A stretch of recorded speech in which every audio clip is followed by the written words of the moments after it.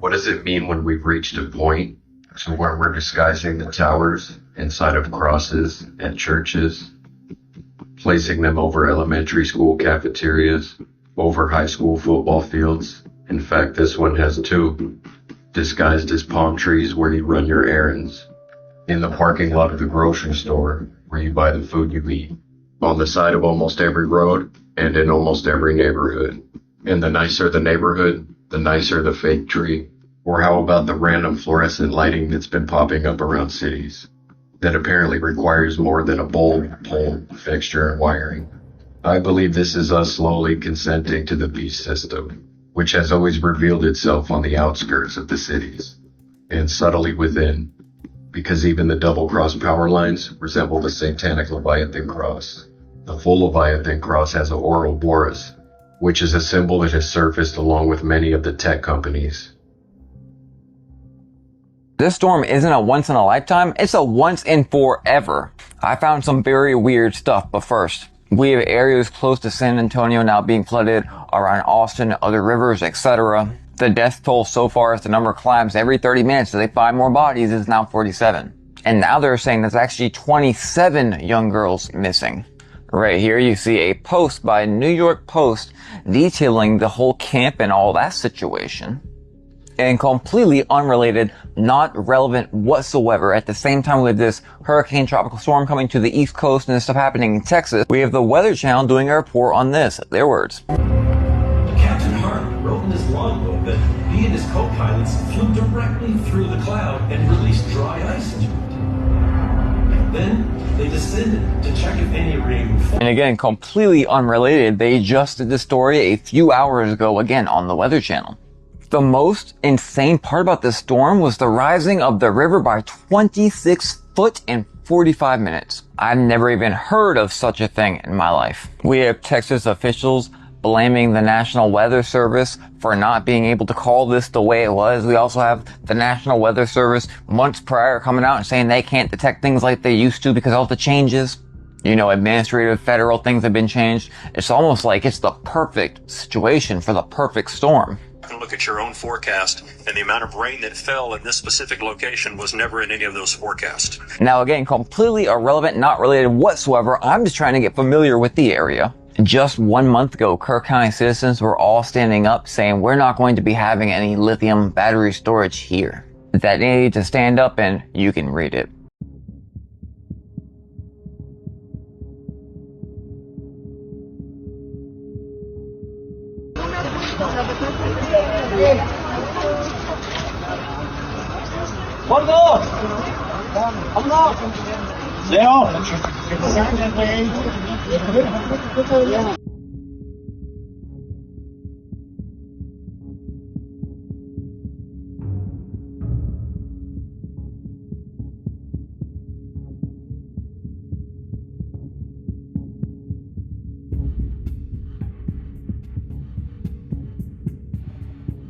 This is not a once-off. The dams are 100% weapons against the old world structures. We've proven that, and it's been shown to a lot of people. And we will continue to do that, but today I want to show that the dam itself is extremely powerful. It is there, and there are things going on inside the complex, within the walls. It has bizarre symbolism. They held a weird ceremony with the president, even giving a speech, timing it all up to match with the stars at 8:56 p.m. This is not random.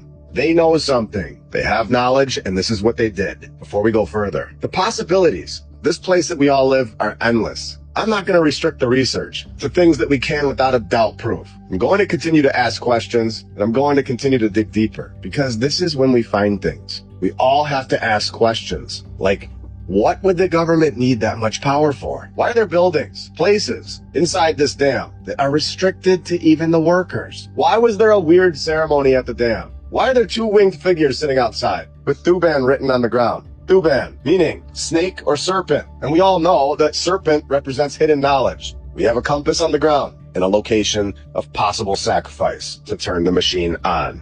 If they were just constructing a dam, none of this would be going on. They would just build the dam. They would never set the dam to a symbolic circle. Is your Wi-Fi tracking you? This screenshot has been making the rounds recently. It's basically selling you a service to have Wi-Fi motion detection in your home without the use of motion tracking cameras or sensors. Wow. Amazing. And for the conspiracy theorists amongst us, aka educated people, this comes as no surprise whatsoever. What I mean is that they've had this technology and capability for a long time. Who knows how they've been using it? They can absolutely track where you are in your house using your Wi-Fi, regardless of if you pay for the service or not. It works by seeing what blocks the Wi-Fi signal, kind of like a heat map.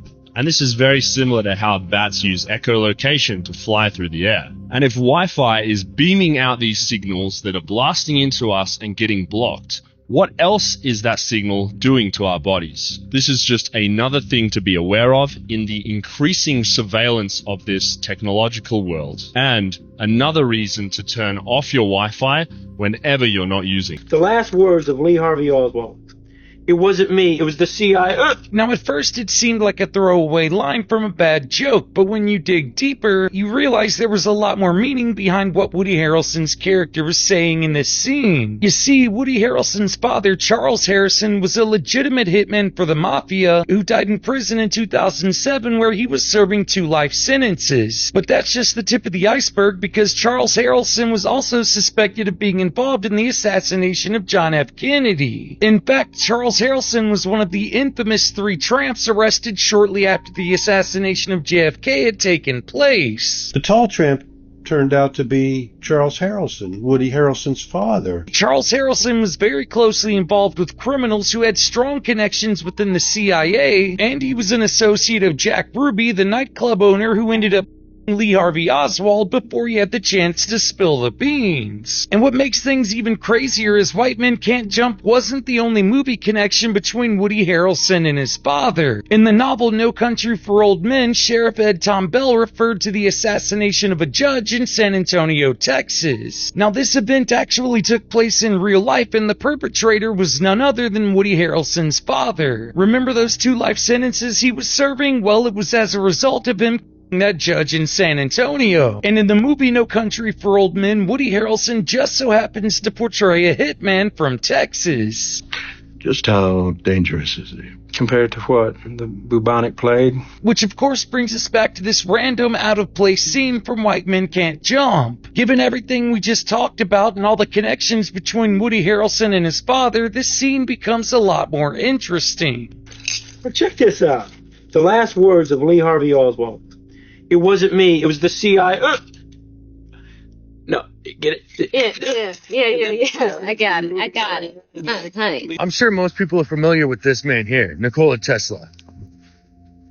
A man of so many visions and talents that you could go on for days. But today, we're going to talk about his creation, Wardenclyffe Tower. Built in 1901, amongst other things, the main function of the tower was to transmit wireless power.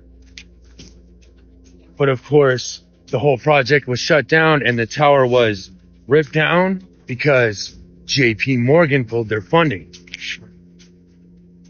In the middle of last month, DARPA, with the project they've been working on since 2023, not only achieved that, but they set a record sending power to a remote location 5 miles away.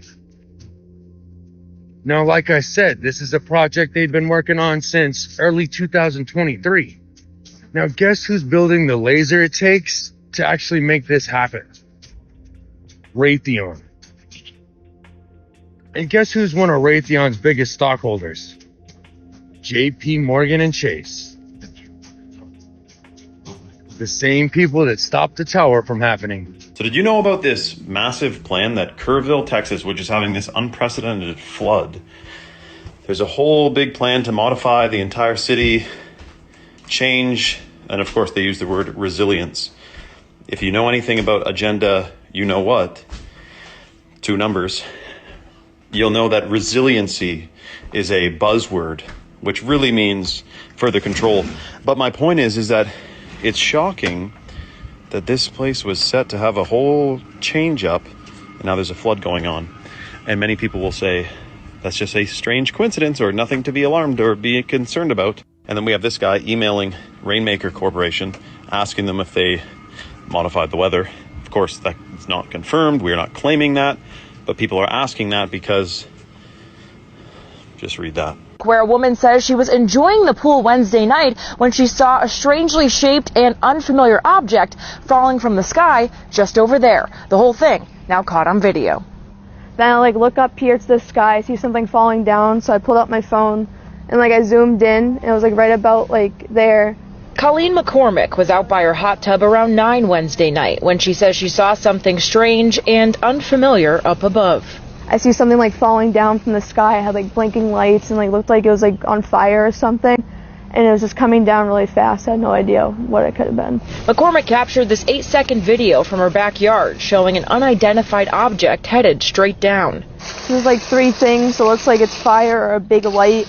Expecting to hear a loud boom of some sort, she ran to the front of her home to hopefully capture the landing. My heart was pounding because I just looked up. I'm oh God, what is about to happen right now? But McCormick says the blinking object quickly vanished from her view. It seemed like it was coming down so fast. It was just it knows what it's doing. It just goes like that. I don't know. It's weird.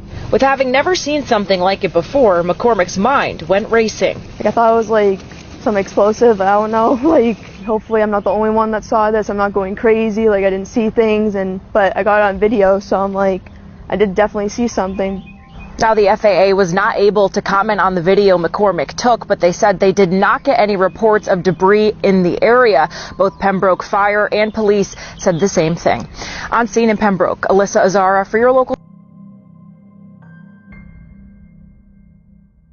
I think one of the craziest movie factoids of all time was casually dropped on a Joe Rogan episode. He was interviewing Bob Lazar, a man who claims to have worked on extraterrestrial technology at Area 51 back in 1989. What's crazy about Bob's story is how credible he sounds and how people who study body language have done breakdowns on when Bob speaks, he gives off no physical indicators that he's lying. Bob was talking about back in the 80s about how these UFO aircrafts were powered by Element 115, which everyone made fun of him for because there's no such thing as Element 115.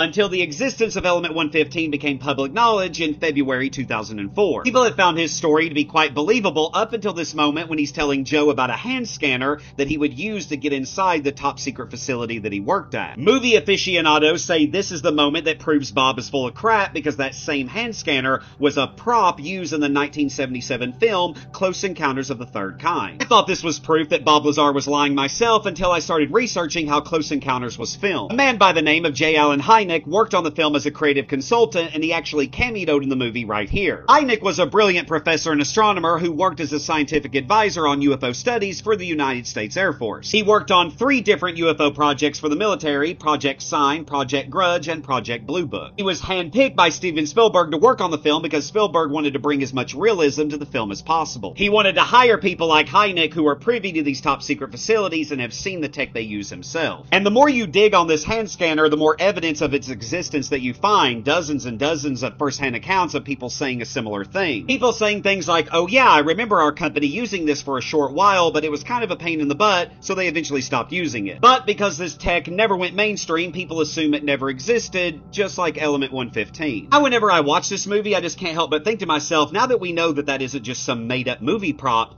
what else in this movie do we just automatically assume is fiction, but is actually closer to the truth than we think? In an era where speaking truth can lead to suppression, especially on sites like YouTube, a place to share uncensored news is important. If you found this video valuable, subscribe to Anon News, our free newsletter. The link is in the description.